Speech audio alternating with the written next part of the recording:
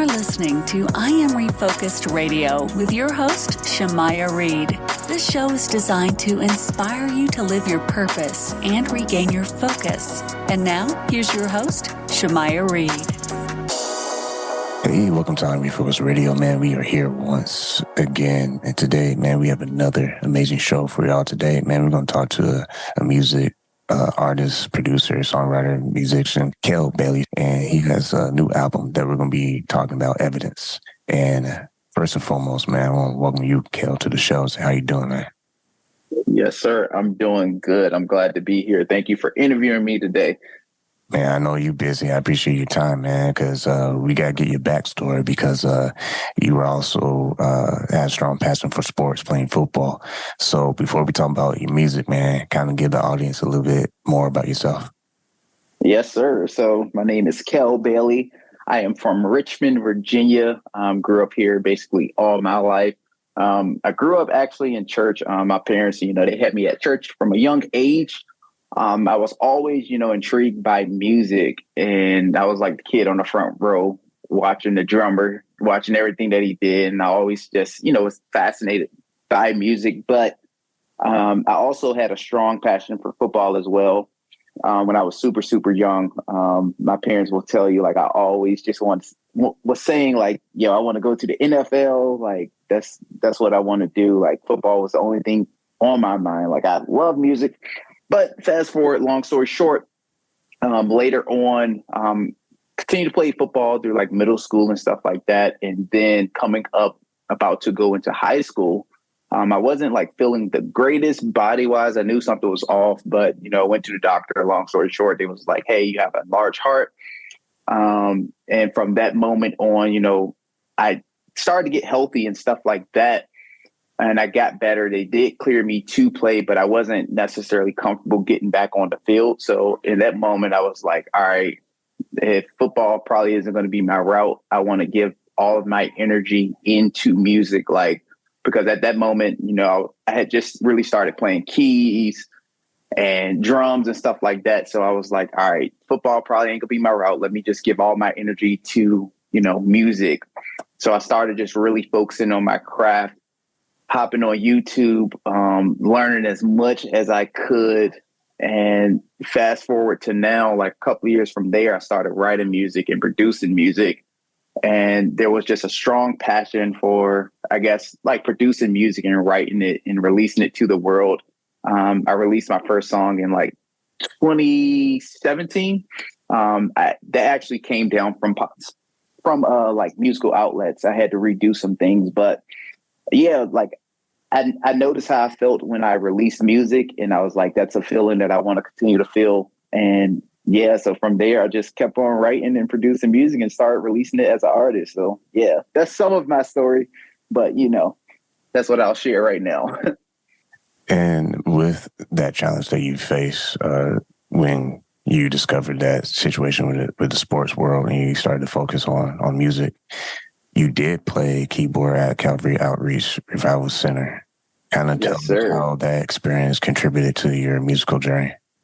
Yes, sir. I'm glad you asked that. Yeah, so that's the church that I was basically born and raised in. That's the church that I remember, growing up in or whatever. But yeah, so the guys that I went to church with at Calvary Outreach, in my opinion, they were some of the best in the area. You got people like Brandon Taylor, Adrian, he played bass. It was a guy there named Lee. That was a type of church where all of the best musicians would come through anytime throughout the year and just play. So that was the church where I got to really see, how it was done music wise. And I learned a lot from those guys growing up. Of course, there was times me learning and trying to grow. I got kicked off the keys, but stuff like that actually helped me grow as a musician. And it showed me that, the bar isn't down here. The bar is actually much higher. So that was a church, again, I learned a lot there, and I'm grateful for the people that was around me in that church that allowed me to grow, because it definitely helped me grow as a musician early on. So, yeah. And also another thing that happened early on was you had an opportunity to be invited at University of Virginia Gospel Choir, and you were able to play for them. What was that experience and how did that happen? Yes, sir. So that was a gospel choir, University of Virginia. Their name was Black Voices. So yeah, so I'm like 15. I'm sophomore in high school. Some of my homies at the time, Michael Jeter and Derek, they was playing for the gospel choir, and I was the young up and coming guy. And it was like, hey, we want to give you a shot to, you know, play for the University of Virginia Gospel Choir. At the time, I was super excited because that was probably like one of my biggest opportunities at the moment. So weekly, every Thursday, we would travel up to Charlottesville, Virginia, from Richmond. So that's about an hour and a half drive. And we would go up there every week and just rehearse with the gospel choir. And I learned a lot in that moment. I really learned how to play, I guess, like choir music. And it just helped me become more well-rounded as a musician going up there weekly. And also, I thought it was kind of cool, too, to just, leave home every week and, go to the University of Virginia, be around college students and stuff like that weekly. So that was a fun experience for me. Once again, talking to Kell Bailey here on Refocus Radio, and you had some early success. Your debut EP, Take Your Place, it reached number 9 on the gospel iTunes charts. How was that feeling like for you, and what was the process as far as your next move? Yeah, so number 9, 2019. Yep, that's what happened. Take Your Place.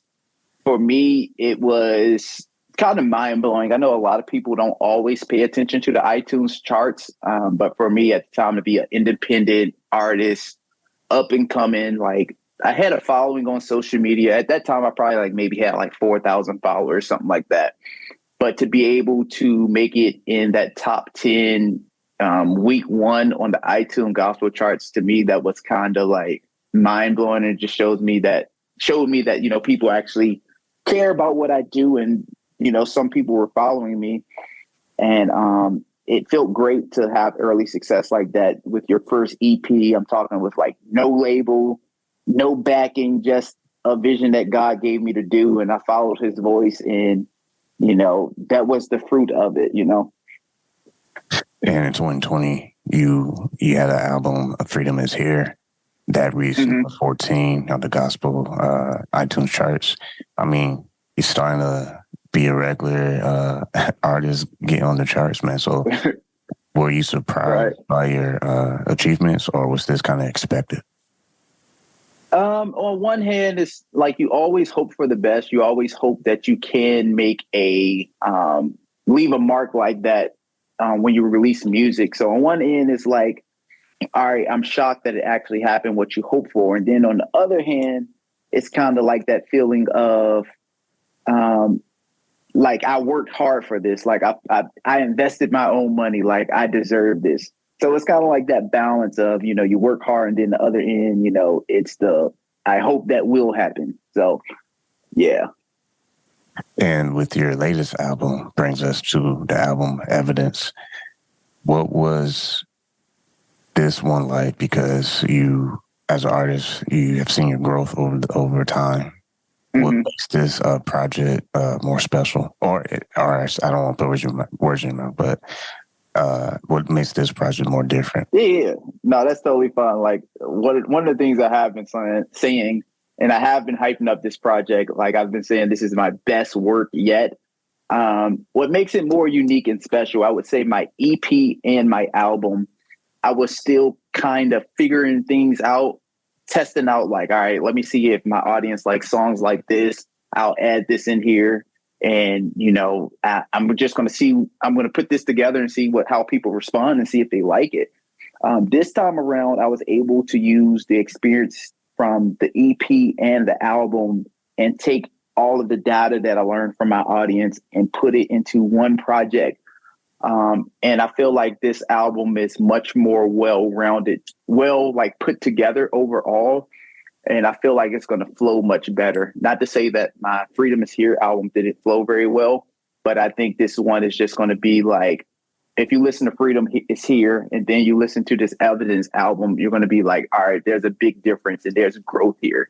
And that's all that you can really hope for anytime you're releasing music in the way that I'm releasing it. Each time you want to see growth and you want to hear something different and and be like, oh, this person's been sitting with their craft. Like they actually care about what they do. So one of the things that I also tell myself is I'm not really competing with no one. I'm really just trying to outdo myself. So like the long nights of grinding hard and working hard is me trying to outdo myself less. I'm not really, looking outwardly saying who can I be better than. It's like, it's that drive of, just trying to compete with myself. So once again, talking to Kell Bailey here on Refocus Radio. You go visit his website, mkbaileymusic.com, and also get his latest album, Evidence. And with that, music, I mean, it's a powerful tool for your legacy, for your platform. How has your faith influenced your music and what you are trying to do for your community? Yeah, so my faith is the basis of what I do. Of course, this is gospel Christian music. We're singing about Jesus. So that's literally my sole influence. Not to say that I'm not inspired and influenced by other things, but again, this is gospel music. So one of the reasons why I decided to even start releasing music, I believe God did speak to me clearly and wanted me to release this music into the earth. And one of the things that pushes me, if my impact is 100,000 people, I'm fine with that. If my impact is only 10 people, if God told me to do it, I'm okay with, taking that risk. And I don't necessarily get to decide, how big that impact is. It's just my job to be obedient. So me just following God's voice and putting back into the earth what he's given me is very, very important to me. I think oftentimes God gives people gifts, and far too often we hold on to those gifts and we go to the grave with $1 million ideas, with things that God gave us, and we're scared to release it. But, even if someone's listening out there, don't be afraid to release what God has given you, because there is fruit in the thing that God has placed inside of you. Don't just hold on to the seeds, like put them out there and watch them grow and bloom. So yeah, like I'm just being obedient to what God told me to do. And one of the things I often say is, as long as God has me in the season to release music, I want to be obedient and walk in that purpose. And as a gospel artist, how do you see yourself navigating through a more secular music industry, and what are some of your strategies or principles that you rely on to stay true to your sound and your calling? Mm-hmm. Yeah, navigating. I mean, for me, of course, you want to be relevant to, people who maybe don't even listen to gospel music, but I'm okay with, my sound being specifically for gospel music. And maybe some of my strategies that I'm working on to try to appeal to a larger audience. Is that kind of what you're asking in terms of secular?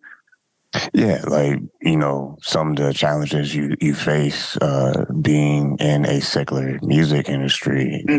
You still trying to stay true to your art, but at the same time, you're still trying to get your music heard.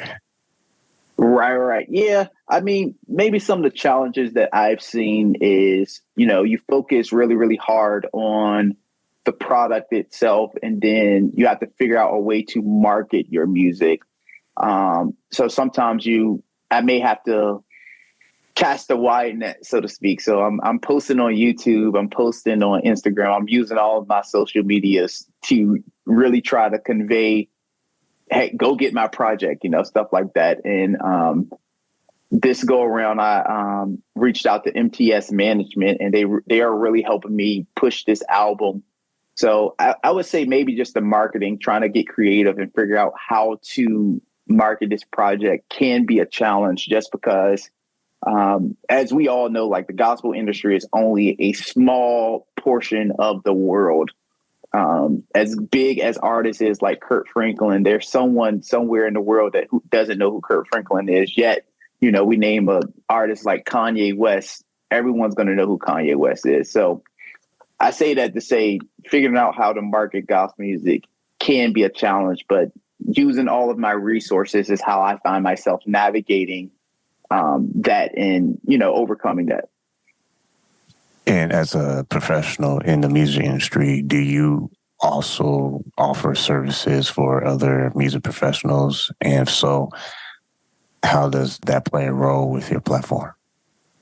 Absolutely. Yeah. So I do offer production as well, because I am a producer, songwriter, arranger, artist. I do offer production for other artists. And that plays a role with just, really getting my name out there. One of the things I've been working on heavy on YouTube is breaking down gospel production and showing people how to produce gospel music. And in turn, people have been hitting me up like, hey, I got this song. I want you to produce it. Can we collaborate? Stuff like that. And of course, I have my prices and stuff like that. And if people are willing to pay that, then that's, let's work. Let's do it. As long as I believe in the song that you have, I'm open to collaborations and productions like that. What advice would you have to other music professionals out there who maybe been focusing on other genres, but they might be interested in learning how to produce in the gospel genre? I would say, one, do what you're passionate about. I know that there's a lot of people that most musicians, most producers, I would say 80, 90% of the time they grew up in church. I would say don't feel like you have to follow gospel music because that's what your faith is in. I think God can use you in different spaces with the gift that he has given you, as long as you're bringing glory to his name and not getting caught up in the mess in the other spaces, if that makes sense. Because I think there is a need for light in this dark world, and everyone can't produce gospel music, because some of that light needs to go out into the world, into the dark spaces. But the advice for someone who's like, hey, maybe I do R&B music, but I'm intrigued with gospel music. The best way to get to learn gospel music is, one, listening to gospel music.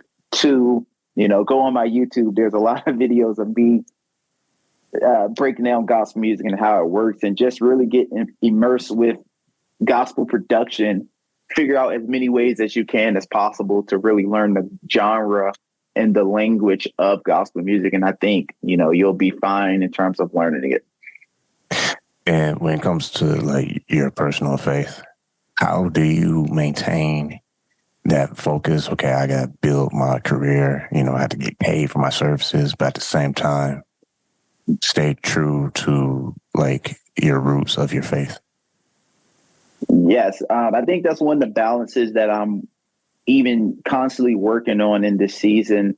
One of the things I learned with doing my Take Your Place EP, what's the name of it, is you can be doing something that God told you to do, and God purposed you to do that. But in the grind of doing what God told you to do, you can miss him in the process. One of the things that I learned is, I think it's important to keep God at the center of everything that you do, and realize that you're doing this for God. And for me, what that looks like is just, one of the things I've been doing lately is just going on walks on my lunch break and having the Bible app playing, and just having scriptures feed my spirit, and getting creative with my prayer time. Like I may not always have time to maybe pray at night or pray in the morning, but I find ways to pray in the car or pray on my walks, or before I go to the gym in the morning, I'm praying on my way in the gym, or just ways like that. So I think it's just really, really important with all of your dreams and aspirations to keep God at the center, focused on the main thing, which is Christ, and not miss Christ in the process of chasing your dreams. So yeah, that's one of my tips.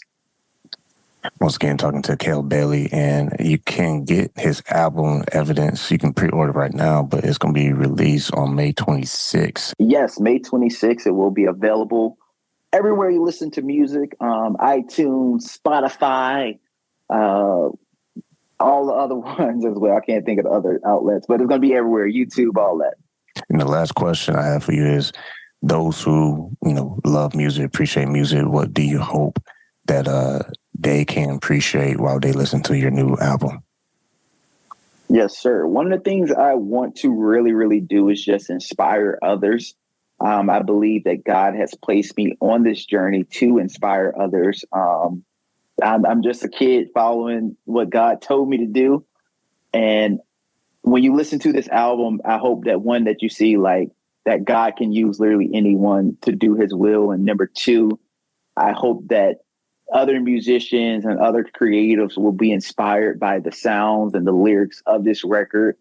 There's a lot of musicality on here, and I hope that someone will walk away saying like, hey, because you did this, like I want to do an album now, and I want to follow your process and follow you as a artist, as a producer. Like I'm a fan now. Like, so yeah, like I want people just to appreciate my work and everything that I'm putting into this album, and hopefully my heart is heard on this album when, people hear it.